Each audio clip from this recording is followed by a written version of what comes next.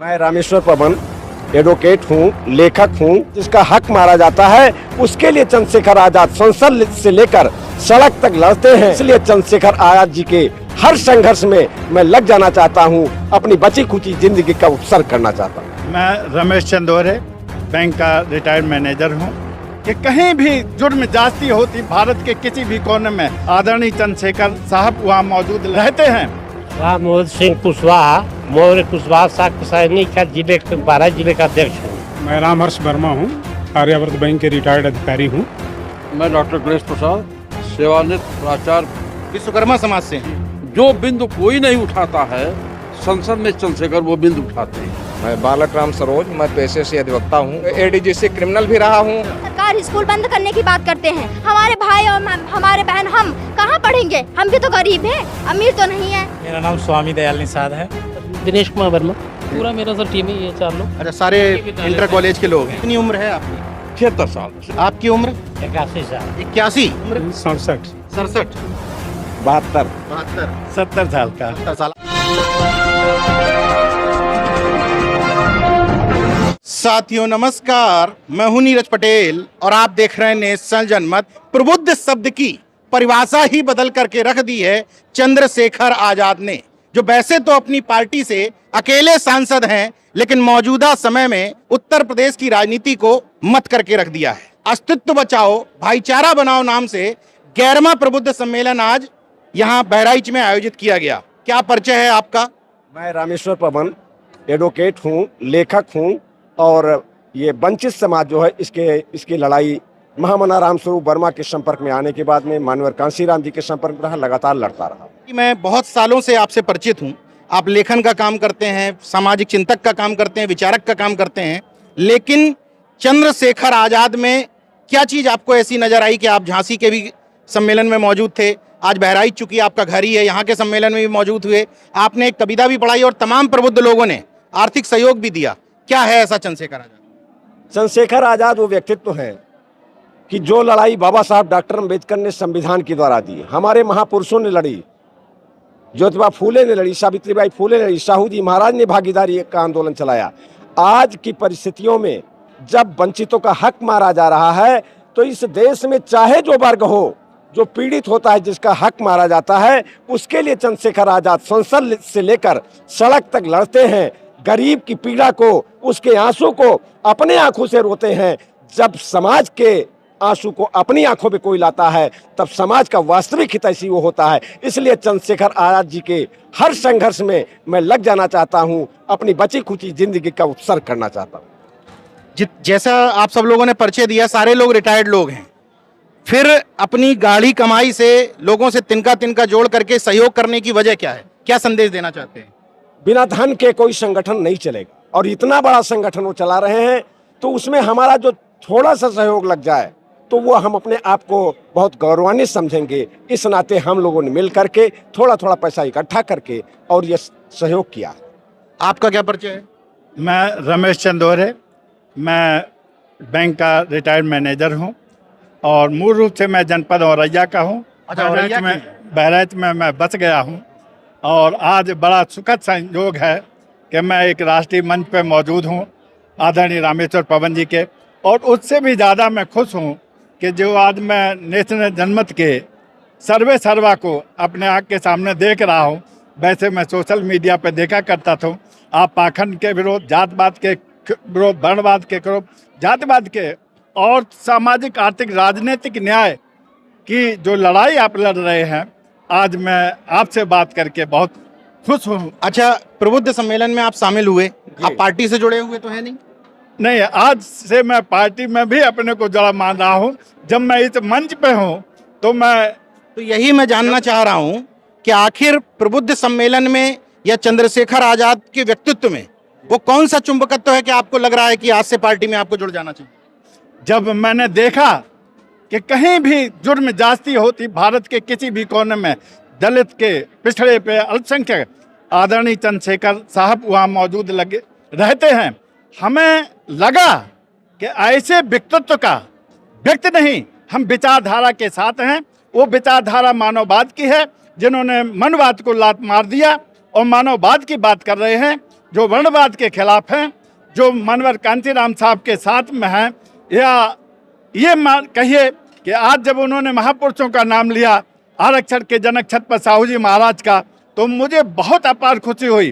छत्रपति साहू जी महाराज ना होते, सियाजीराव गायकवाड़ ना होते, तो बाबा साहब को संविधान बनाने का मौका नहीं मिलता। जिन्होंने बाबा साहब को अपना आर्थिक मदद दिया और वैचारिक सहायता किया, यहाँ तक कि 31 जनवरी 1920 का जो पहला मूकनायक पत्रिका प्रकाशित हुई, उसमें सबसे ज़्यादा धन जो अगर लगा था छत्रपति साहू जी महाराज का लगा था। तो मैं इसलिए उनका जब नाम लिया, ऐसे महापुरुष के साथ हमें जुड़ना चाहिए। पिछड़ों का धन और हमारा बल आप ही हैं।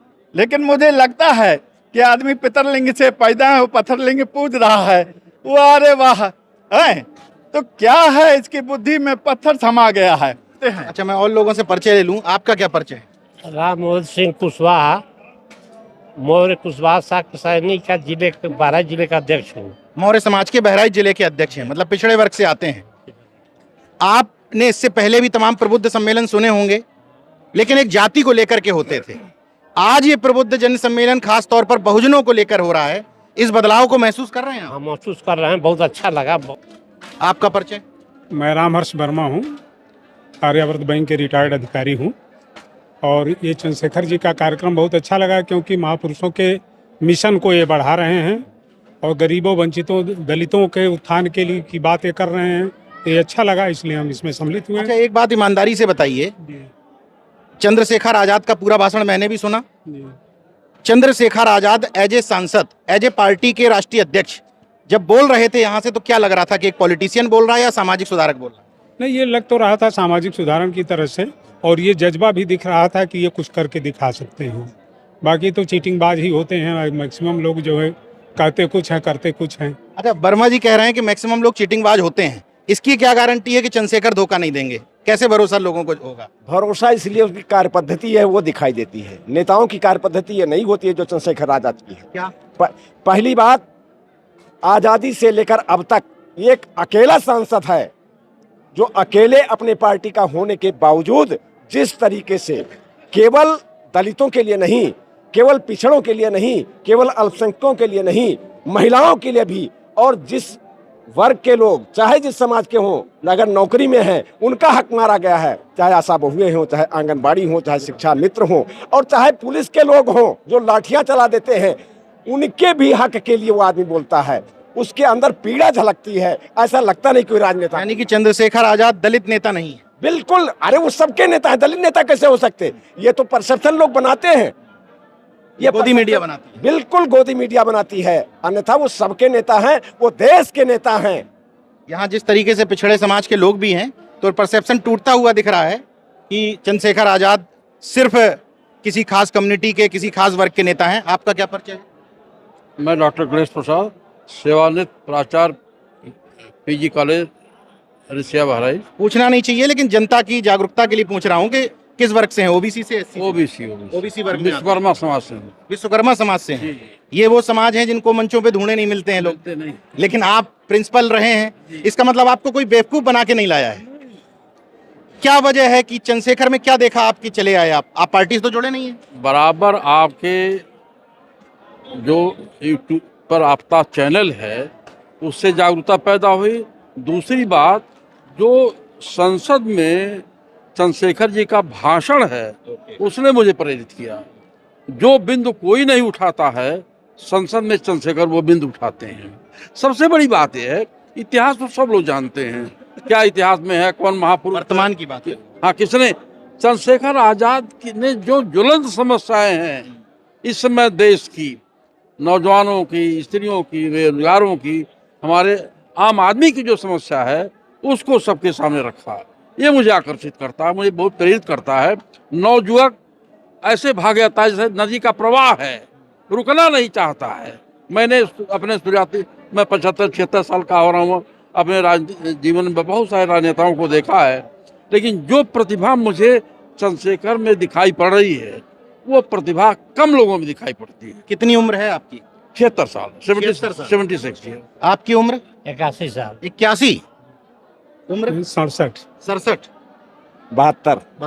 72 साल का। 70 साल। आपका परिचय? मैं बालक राम सरोज, मैं पेशे से अधिवक्ता हूँ। उम्र कितनी है आपकी? उम्र मेरी है 54 वर्ष। मैं बीच में इसलिए रोक रहा हूं, एक और परसेप्शन टूट गया इस मंच पे और इस प्रबुद्ध सम्मेलन में कि चंद्रशेखर आजाद के पास केवल युवाओं की फौज है।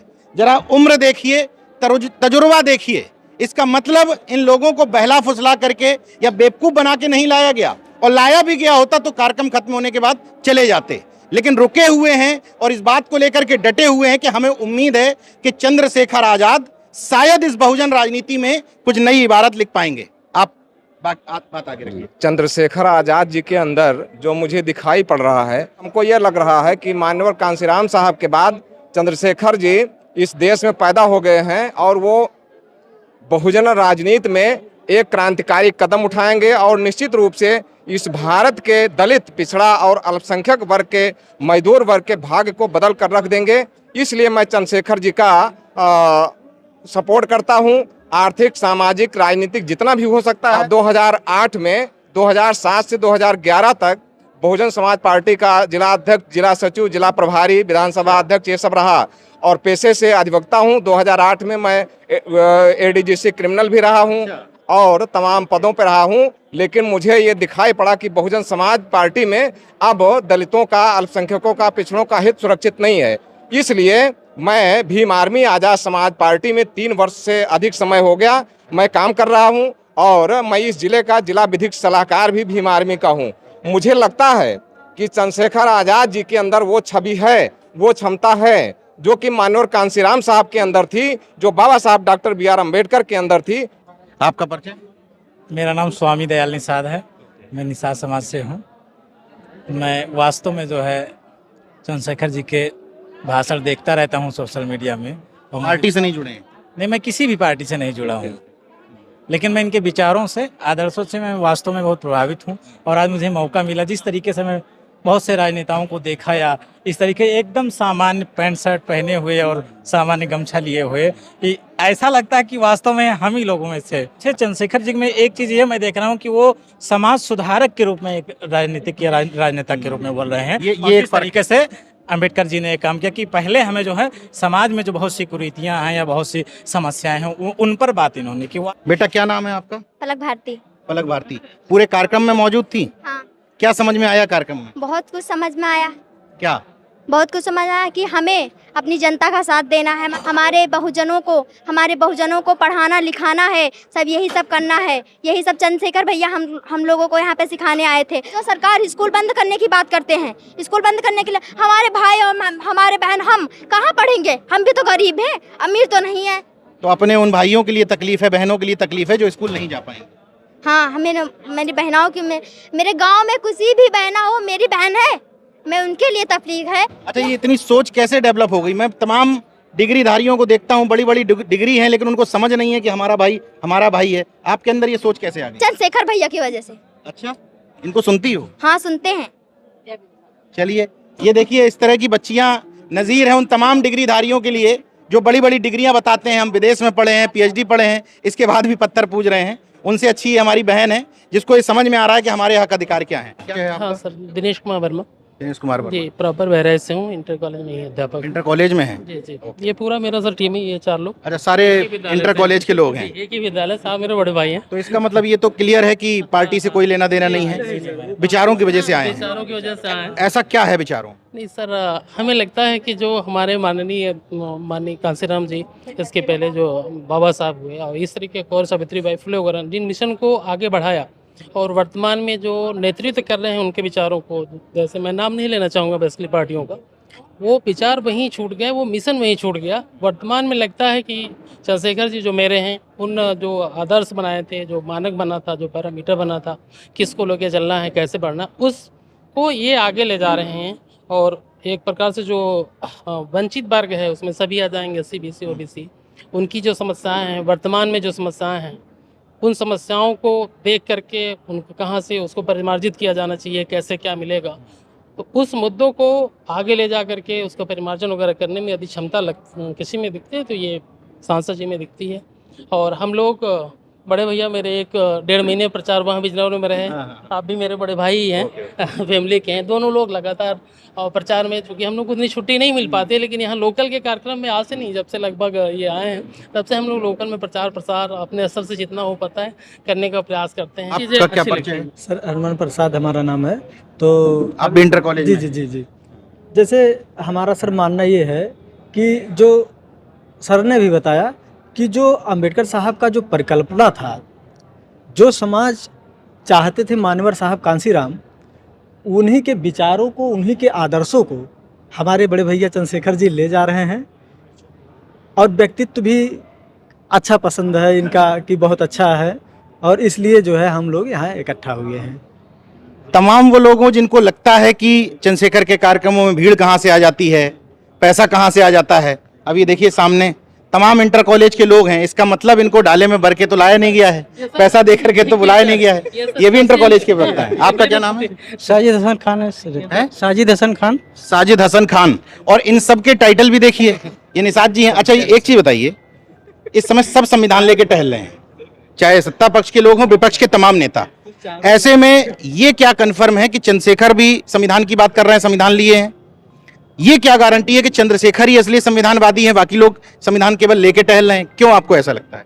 ऐसा इसलिए लगता है कि चंद्रशेखर जी जो बातें वास्तव में ज़मीनी स्तर की हैं, ऊपर तो सब लोग करते हैं, लेकिन धरातल पर वो काम कोई नहीं कर पाता है, उन मुद्दों को उठा नहीं पाता है। यहाँ से तो वादे करके जाते हैं, लेकिन चंद्रशेखर जी में ये मुझे लग रहा है, लग क्यों रहा है, वास्तव में मैं संसद में भी माननीय जी का भाषण सुनता हूँ, जो लगता है कि ये जो वास्तव में जो है, जो बाबा साहब के विचार थे या डॉक्टर मतलब फुले जी के जो विचार थे, उनको ये आगे ले जा करके बढ़ाएंगे। अब मैं और कुछ नहीं कहूँगा, केवल इतना जरूर कहना चाहूँगा कि जिन लोगों को लगता है एक अकेला सांसद क्या कर सकता है, वो इस पूरे वीडियो को और तमाम प्रबुद्ध चंद सम्मेलनों में जो मेरी कवरेज रहती है उसको गौर से देख लीजिए। आपको समझ में आ जाएगा कि एक अकेला व्यक्ति भी अगर लड़ने पर आ जाए, जैसे कहते हैं ना कि अकेला चना क्या कर सकता है, भाड़ नहीं फोड़ सकता लेकिन आंख फोड़ सकता है। देखते रहिए नेशन जनमत, जागरूक और सजग बने रहिए। जय विज्ञान, जय संविधान, जय लोकतंत्र। धन्यवाद।